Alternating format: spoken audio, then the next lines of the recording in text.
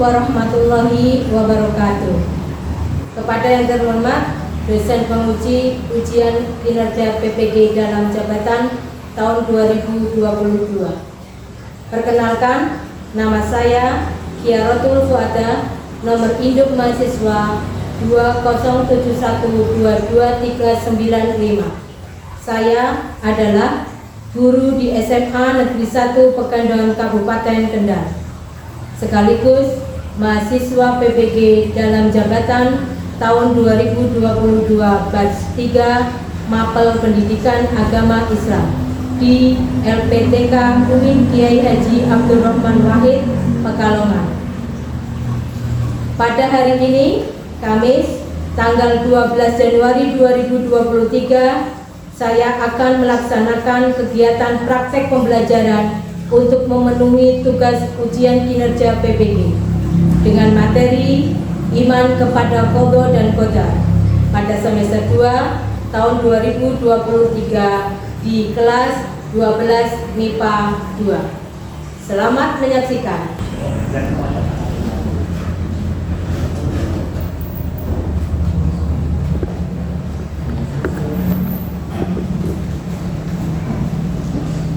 Assalamualaikum warahmatullahi wabarakatuh. Waalaikumsalam warahmatullahi wabarakatuh. Kaifa halu? Sehat, alhamdulillah, bil khair. Tepuk PAI. Cinta Allah, cinta Rasul, cinta orang tua, masuk surga. Gimana kabarnya anak-anak? Alhamdulillah. Oke, alhamdulillah baik. Tetap semangat? Semangat ya, sehat semuanya ya. Sebelum pembelajaran, mari kita berdoa dulu. Silakan Mas Ahmad dipimpin doanya. Sebelum memulai kegiatan, alangkah baiknya kita berdoa bersama-sama. Berdoa mulai. Bismillahirrahmanirrahim. Raditu billahi rabban wa bil islami dinan wa bi Muhammadin nabiyya wa rasulah. Rabbi zidni ilman warzuqni fahma. Amin ya rabbal alamin. Sebelum pembelajaran, mari kita menyanyikan lagu Indonesia Raya. Silakan Pak dipimpin, kamu maju ke depan untuk menjadi dirijennya. Hiduplah Indonesia Raya Tua. Indonesia tanah airku, tanah tumpah darahku. Indonesia Raya merdeka, merdeka. Hiduplah Indonesia Raya. Silakan duduk kembali. Terima kasih Pak. Saya absen ya, yang tidak berangkat pada hari ini siapa? Kenapa? Ya, sudah. Oke anak-anak, materi pertemuan pada hari ini adalah tentang qadha qadar Allah. Ya, tahu nggak apa itu qadha qadar? Takdir. Takdir. Takdir itu meliputi apa saja coba? Mia? Jodoh, terus kematian, terus rezeki. Ya. Kalau nasib masuk takdir apa enggak? Masuk ya. Nah, dan dalam qadha qadar itu masuk rukun iman apa rukun Islam? Rukun iman yang ke? Nah, oke, bagus semuanya. Terima kasih. Ya, jadi nanti kita mempelajari tentang qadha qadarnya Allah. Tadi itu sudah bertanya sama kalian yang masuk kategori takdir itu apa saja? Jodoh, rezeki, dan kematian.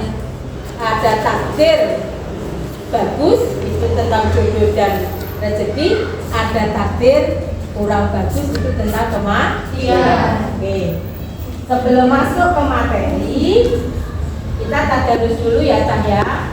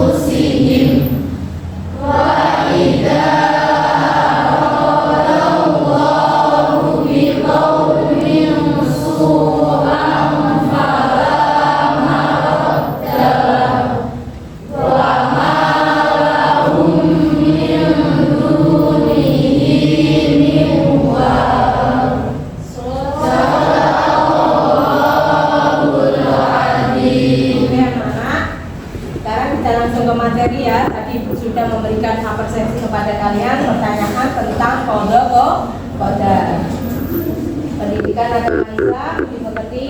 KD yang akan kita pelajari adalah KD 3.4 evaluasi makna iman kepada qadar dan qadar. Terus ini tujuannya, tujuan pembelajaran ada meyakini adanya qadar dan qadar Allah, bersikap optimis, berikhtiar dan bertawakal sebagai implementasi beriman kepada qadar dan qadar Allah, menjelaskan makna beriman kepada qadar dan qadar Allah. Nia dibaca seterusnya Nia.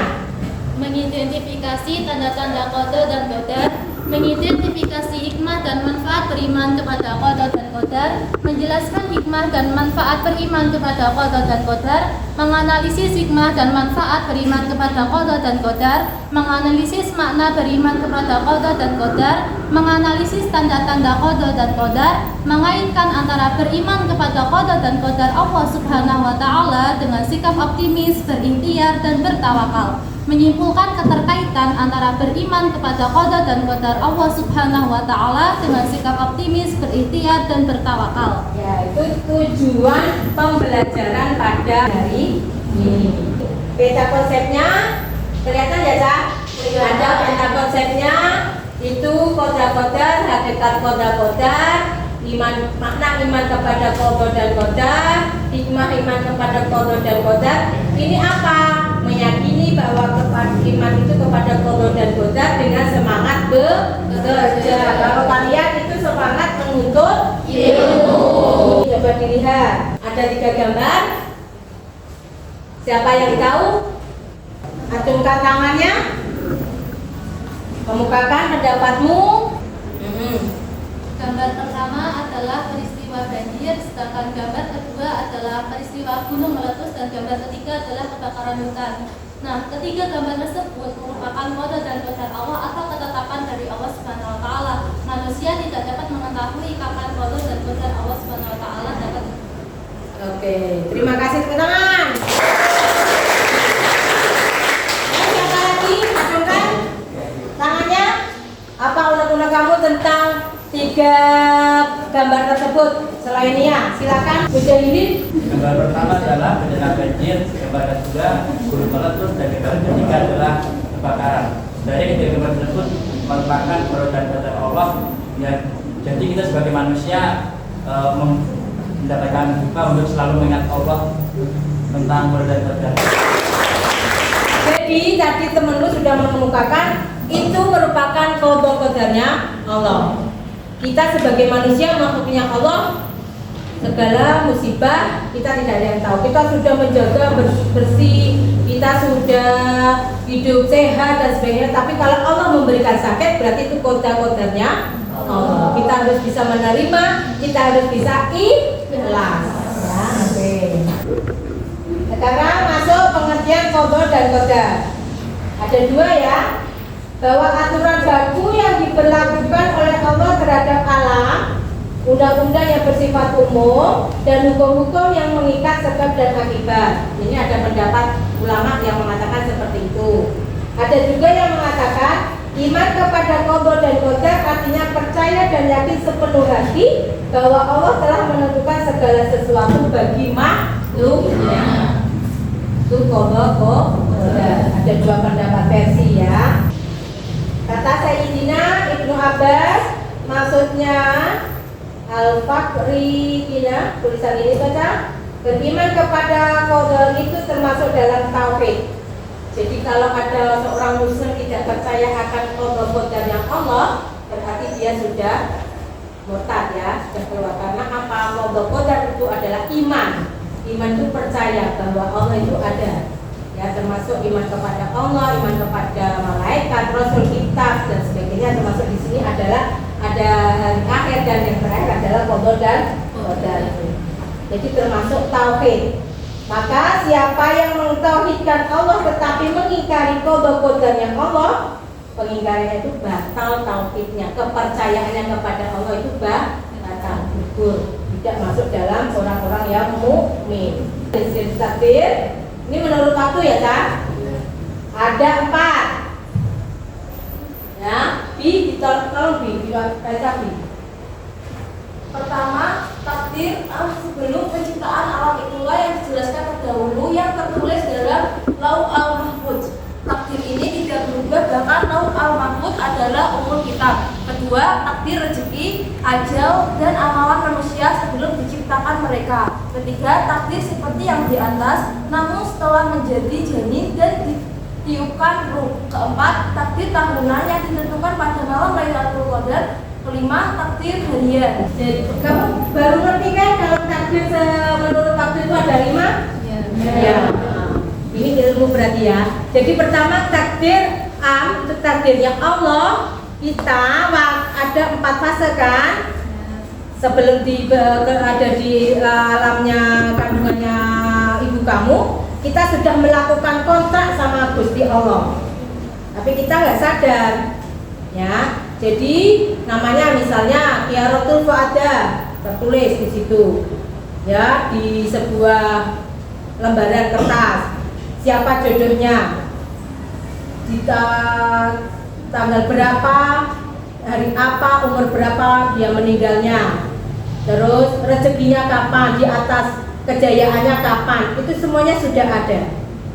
Begitupun si Amalia, nanti jodohnya siapa? Kita nggak tahu semuanya. Jadi betul, jodoh, rezeki, maut itu adalah rahasianya Allah. Ya, ini jenis-jenis takdir menurut waktu. Sampai di sini ada pertanyaan? Tidak. Jenis-jenis takdir menurut pelaksanaan. Ada takdir mubrah, ada takdir mu'alaf. Bintang coba dibacakan. Jenis-jenis takdir menurut pelaksanaan. Takdir mubram ialah pelaksanaan sesuatu yang telah ditetapkan oleh Allah dan tidak akan berubah. Contoh, kelahiran atau kematian, ajal atau mati, kejadian siang dan malam. Takdir mu'alaf ialah pelaksanaan suatu perkara mengikut ketetapan Allah berdasarkan ikhtiar manusia, bisa berubah dengan ikhtiar dan doa. Hasil tidak dapat diketahui sebelum dia berlaku. Ya, oke. Kalau menurut jenis pelaksanaan ada 2 takdir mubram. Ini takdir mubram ya. Itu seperti kelahiran. Kamu misalnya kenapa sih aku kok lahir saka ibu sejenane itu piyeng, mbok yo ning lahir dari keluarganya anak kita Safina muan. Enggak bisa. Ya. Itu takdir mutlak. Berapa orang iso nolak awakmu, ya? Aku lahir di keluarga Sultan Andara, iso. Ya sudah, kamu harus bisa menerimanya. Tapi kalau sudah bisa diikhtiarkan, itu namanya takdir mu'alaf. Kamu punya cita-cita sebagai dokter, atau kamu punya cita-cita sebagai polisi. Setelah ini lulus, aku harus punya cita-cita pengen daftar ke kepolisian. Aku pengen daftar ke TNI. Kamu ikhtiar dengan apa? Belajar. Terus berdoa. Tuh. Ya. Masalah nanti hasilnya bagaimana, serahkan tawakal kepada Allah. Bisa dirubah itu kalau takdirmu alam. Tapi nggak takdirmu beram orang iso cak. Mbok aku mbok dilahirkan ning keluargane Bupati Pak Diko dan aku pena, nggak bisa. Kamu berarti sudah menjadi anak orang tuanya Bapak Tukiyem atau Ibu Tukiyem, ya sudah. Gak usah kamu memberontak atau kamu menyalah-nyalahkan orang tuamu. Kalau kamu menyalah-nyalahkan orang tuamu, berarti kamu juga menyalahkan kehendaknya Allah. Nah, berarti ini takdirmu, alat takdir yang bisa diikhtiarkan. Itu ya. Paham sampai di sini? Jenis-jenis takdir menurut pelaksanaan. Hikmah dan iman kepada qada qadar ada 4 kan? Ya. Coba Roh, Mas Roh, dibaca Roh. Hikmah iman kepada qada dan qadar. 1. Melatih diri untuk banyak bersyukur dan bersabar. Orang yang beriman kepada qada dan qadar, apabila mendapat keberuntungan, maka ia akan bersyukur karena keberuntungan itu merupakan nikmat Allah yang harus disyukuri. Sebaliknya, apabila terkena musibah, maka ia akan sabar karena hal tersebut merupakan ujian. 2. Menjauhkan diri dari sifat sombong dan putus asa. Orang yang tidak beriman kepada qada dan qadar, apabila memperoleh keberhasilan, ia menganggap keberhasilan itu adalah semata-mata karena hasil usahanya sendiri. Dan nomor 3 itu memupuk sifat optimis dan giat bekerja. Dan yang keempat adalah menenangkan jiwa. Orang yang beriman kepada qada dan qadar selalu mengalami ketenangan jiwa. Orang pernah resah atau orang pernah cemburu akan rezeki orang lain, karena yakin kalau rezekinya dia bukui pak tertukar atau apa ngapis rezeki nih, ya bakal kembali lagi ke kita. Mbok dikejar-kejar nggak durung rezekinya ya melayu. Mbok kamu median saja ngapis rezekinya ya datang. Ini perumpamaan. Itu berarti tidak boleh berusaha, tetap berusaha, tetap optimis, tetap tawakal, serahkan semuanya kepada Allah. Kata lain seperti ini tak? Selain tadi, ini intinya bertambah yakin kepada kekuasaan Allah, tidak sombong, tidak kecewa, mendorong kita berusaha dengan rajin dan istiqomah, selalu bersyukur, tapak menghadapi cobaan dan semangat untuk bekerja. Ini hikmah qada qadar. Belum ke evaluasi individu. Ada yang mau ditanyakan tentang materi qada dan qadar? Sudah paham? Sudah paham ya, terima kasih. Untuk menguji kemampuan kamu tentang materi qada dan qadar, sudah ada evaluasi. Ini saya share ya, Cak ya. Saya share ke grup. Sudah masuk? Oke, silakan dibuka, dikerjakan ya.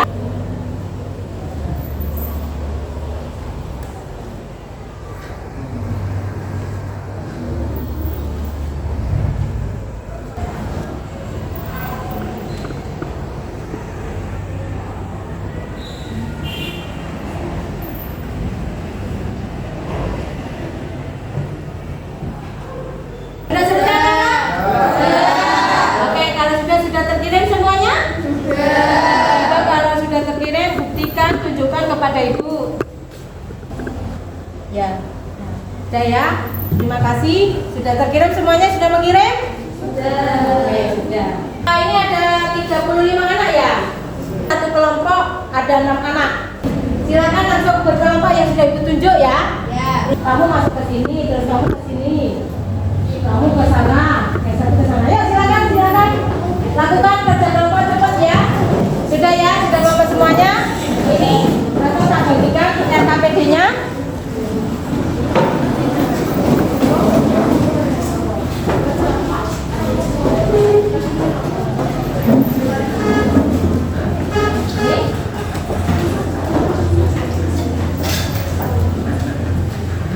Sudah dapat semuanya RKPD-nya? Sudah. atau kamu buka buku paketnya PAI ya. Setelah itu nanti dipresentasikan. Cukup satu kelompok saja, nanti kelompoknya Nia ya. Ya. Yuk, silakan sudah langsung dikerjakan.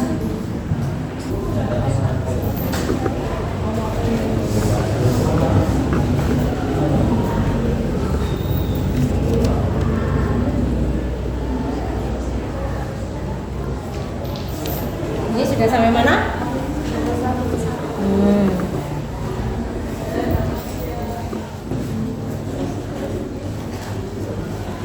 Ini udah sampai mana? Kelompok ini masih satu. Mencari ya, yang lainnya mencari, yang satu menulis jawabannya, kerja kelompoknya ya. Kalau yang ini sama, nomor 1. Ya. Yang lainnya mencari informasi di HP, keluarkan boleh. Yang satu ada yang menulis jawabannya. Gitu. Yang satu mencari jawaban, yang temannya yang lain mencari jawaban. Sampai nomor berapa sini? Oh ya. Yang lainnya mencari ya informasi ya. Di internet, di HP, googling.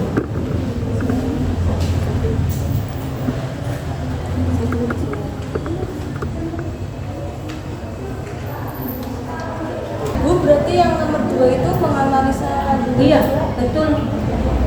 Kan yang satu salin, nah terus isi kandungannya kamu langsung masukkan aja yang nomor 2 nggak apa-apa. Sesuai pendapat kelompok. Oke, betul 100 gitu ya. Atau gini, yang lainnya nomor 2 biar nanti langsung disalin sama penulisnya. Biar kan cepat gitu kan? Ya.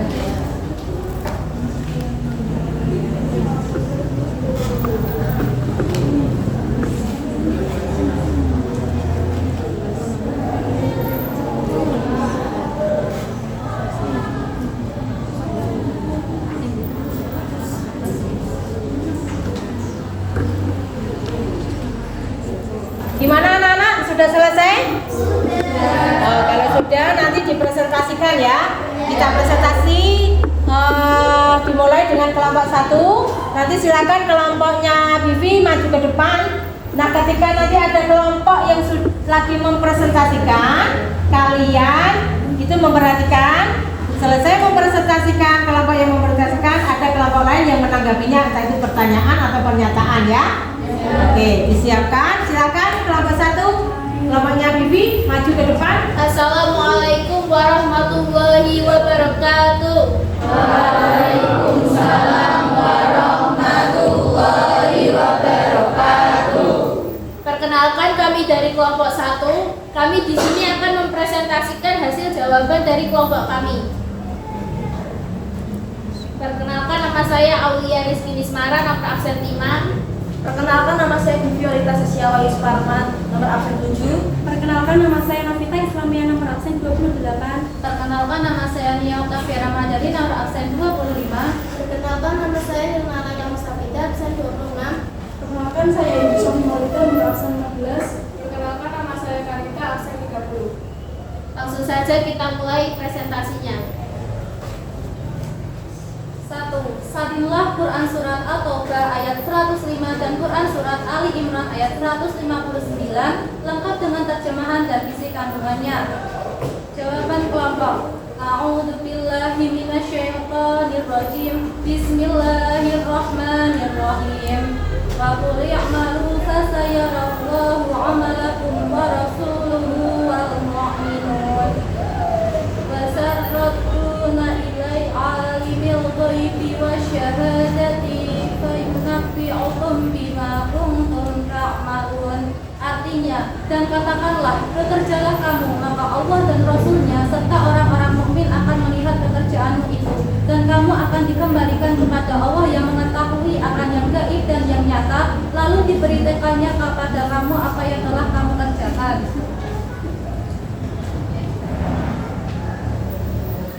Quran Surat Ali Imran ayat 159. A'udzu billahi minasyaitonir rajim. Bismillahirrahmanirrahim.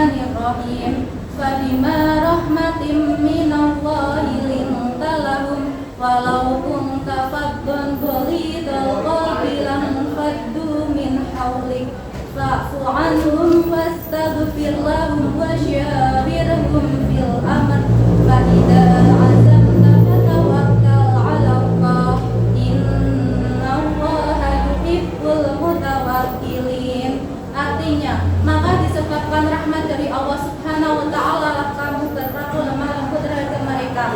Sekiranya kamu bersikap keras bagi berhati kasar, tentulah mereka menjauhkan diri dari sekelilingmu. Karena itu maafkanlah mereka, mohonkanlah ampun bagi mereka dan bermusyawarahlah dengan mereka dalam urusan itu. Kemudian apabila kamu telah membulatkan tekad, maka bertawakallah kepada Allah Subhanahu wa Ta'ala. Sesungguhnya Allah Subhanahu wa Ta'ala menyukai orang-orang yang bertawakal kepadanya. Kedua, diskusikan dengan kelompokmu lalu analisa sesuai dengan pendapatmu tentang Quran surat Al-Taubah ayat 105 dan Quran surat Ali Imran ayat 159. Jawab, pendapat kami tentang Quran surat Al-Taubah 105 dan Ali Imran ayat 159 yaitu ayat ini mengajarkan tentang motivasi amal dan etos kerja. Bisa mengajarkan umatnya untuk memiliki etos kerja tinggi dan selalu berusaha dengan sungguh-sungguh dibanding ikhtiar. Hal ini terkandung dalam beberapa ayat Al-Quran, salah satunya ayat Taubah ayat 105. Sedangkan pada Quran surat Ali Imran ayat 159, ayat ini mengajarkan kepada kita untuk bersikap lemah lembut seperti yang dicontohkan oleh Rasulullah SAW, serta senantiasa memaafkan kesalahan orang lain. Sekian presentasi dari kelompok kami. Untuk kelompok lain, jika ada pertanyaan kami persilahkan. Assalamualaikum warahmatullahi wabarakatuh. Waalaikumsalam warahmatullahi wabarakatuh. Perkenalkan, nama saya Ibrahim Dayat. Saya perwakilan dari kelompok kami untuk memberikan pertanyaan kepada kelompok 1. Berdasarkan surat At-Taubah ayat 105 yang sudah dibacakan tadi, mengapa kita sebagai orang mukmin dituntut untuk bekerja? Terima kasih.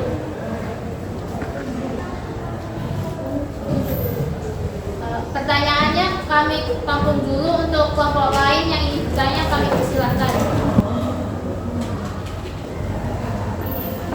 Assalamualaikum warahmatullahi wabarakatuh. Waalaikumsalam warahmatullahi wabarakatuh.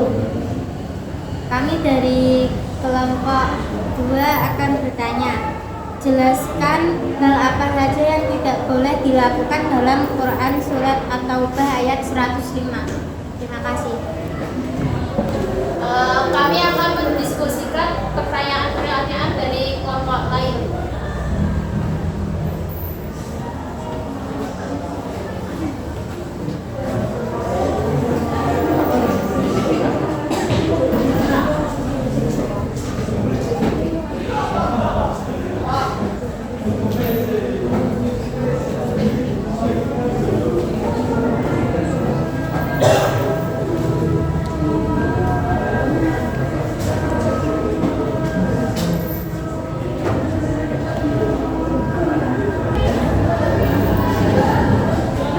Baiklah, kami akan menjawab pertanyaan dari teman-teman sekalian. Saya akan menjawab pertanyaan dari kelompok 3. Kenapa di dalam surat Al-Taubah diwajibkan untuk bekerja? Karena salah satu hikmah dari mengimani qada dan qadar yaitu adalah meningkatkan rasa kerja keras kita, sehingga hidup dapat menjadi lebih tentram dengan adanya rencana. Karena itu kita harus bekerja keras yang dapat mensejahterakan keluarga. Selanjutnya saya akan menjawab pertanyaan dari kelompok 2. Sebaliknya Allah Subhanahu wa Ta'ala melarang sikap malas dan membuang-buang waktu percuma. Allah Subhanahu wa Ta'ala melihat dan menilai setiap amal hambanya. Karenanya setiap amal harus dilakukan dengan ikhlas, bukan karena ria, sombong atau mengharap pujian manusia. Untuk jawaban dari kelompok kami, apakah bisa diterima? Baiklah, sekian presentasi dari kami. Terima kasih atas perhatiannya. Mohon maaf apabila ada kesalahan. Wassalamualaikum warahmatullahi wabarakatuh. Waalaikumsalam warahmatullahi wabarakatuh.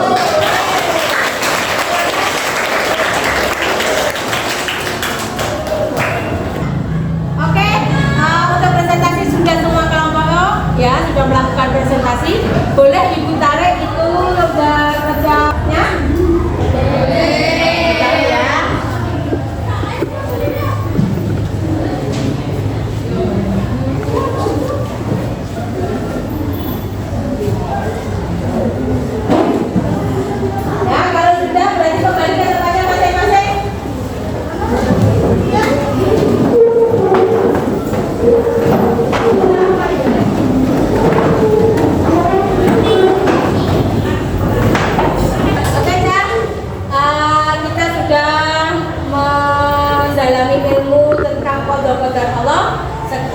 dengan kamu pendalaman materi tentang iman kepada qadar Allah, terus melakukan evaluasi baik individu maupun kerja kelompok dan sudah mempresentasikan ke kelompoknya. Sekarang kita ambil kesimpulannya bersama-sama. Kita baca di sini semuanya bareng-bareng ya kesimpulannya pada materi qadar pada hari ini. Silakan.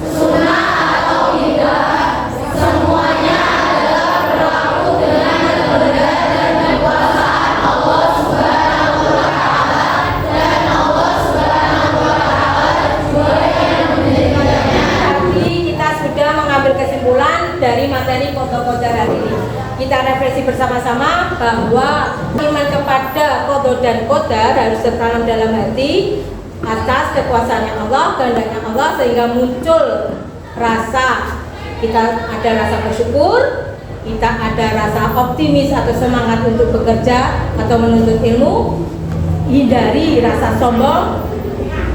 Kita jika ada kegagalan berarti kita harus bersabar.